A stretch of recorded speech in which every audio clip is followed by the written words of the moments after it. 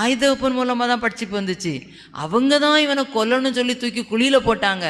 அவங்க தான் இவனை 20 காசுக்கு என்ன செஞ்சாங்க, விற்று போட்டாங்க அடுத்த தேசத்தில். அங்கே போனால் அங்கே அவருக்கு பெரிய ராஜ மரியாதையை தான் அவர் வச்சிருந்தாரு. அங்கேயும் ஒரு படிச்சுப்பு வருது. செய்யாத குற்றத்தை செய்தான்னு சொல்லி சாட்சி கையில் வஸ்திரத்தை வச்சோன்னா அவர் அந்த கணவர் அவர் எஜமானி வேணா நம்பியிருப்பார். அந்த சாட்சிக்கு வஸ்திரம் கையில் இருந்தோன்னே அவர் என்ன செஞ்சிட்டாரு, ரொம்ப கோபம் வந்து தூக்கி கொண்டு ராஜாக்களையும் மனுஷரை போடுற சிறைச்சாலையில் ஒன்று என்ன செஞ்சிட்டாரு, செய்யாத குற்றத்துக்கு சிறைச்சாலை. இவ்வளோ படிச்சிப்பு வந்துச்சு. இந்த படிச்சிப்பு வந்ததை அவர் எப்படி மீண்டு வந்தார், அதுதான் அடுத்தது.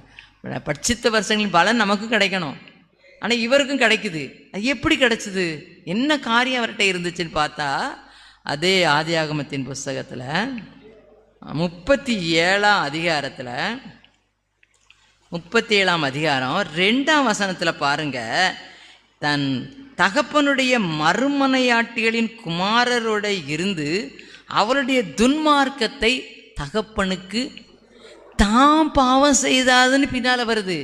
இதில் என்ன தெரியுமா, மற்றவர் பாவம் செய்யக்கூடாதுன்னு ஒரு பாரம் அவருக்குள்ள இருந்திருக்கு. நான் பாவம் செய்யாதுன்னு சொல்லுது, அது பின்னால் வருது. அதை நான் இப்போ சொல்ல வரலை. தன்னுடைய சகோதரர்கள், அப்பாவுடைய மறுமனையாட்டின் பிள்ளைகள் தவறு செய்தாங்களே, இவங்களும் கெட்டு போயிடக்கூடாதுன்னு சொல்லி ஒரு பெரிய ஆத்ம பாரம் உள்ளவராக இருந்தார். அதனால தான் இவர் இந்த இழந்து போன பட்சிக்கப்பட்ட வருஷத்தின் பலனை திரும்ப பெற்றுக்கொண்டார். ஆமென். ஆத்துமாக்கள் மீது நமக்கு என்ன வேணும், பாரம் வேணும். ஆத்மா ஒன்று ரட்சிக்காமல் வெட்கத்தோடே ஆண்டவா வேறும் கையனாக உம்மை கண்டு கொள்ள ஆகுமோ. அல்லேலூயா.